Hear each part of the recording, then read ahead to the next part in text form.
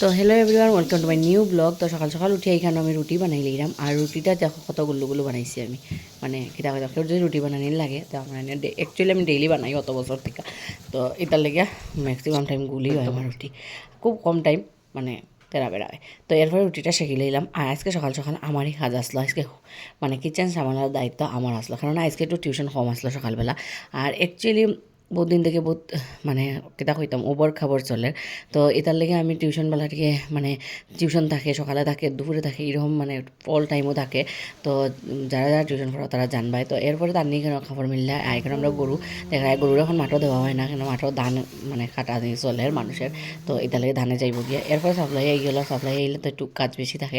এবারে বিছানাটা আটা দিলাম। আর ঘুম থেকে উঠতে তো পিঠার আটানি হয় না আর কি, মানে গুছানি হয় না, যেটা সিলেটি ভাষায় আমরা আটানিও কই। তো এরপর এখানে আমার বিলাই টিলাই সব বইছে। আর তারা একটু অসুস্থ হয় দিন থেকে, জানি না কিতা জানি হয়েছে, মানে সবের একটু শরীরটা খারাপ। এরপরে আমি এখানে ঠান্ডা লাগে, এটা লাগে আমি রোদ ফুয়াইলাম। আর ফরাইন গেলাম। আর ফরাইন একটা প্রবলেম, এগুলো যাওয়ার পরে ডেইলি একটা না একটা ট্রেন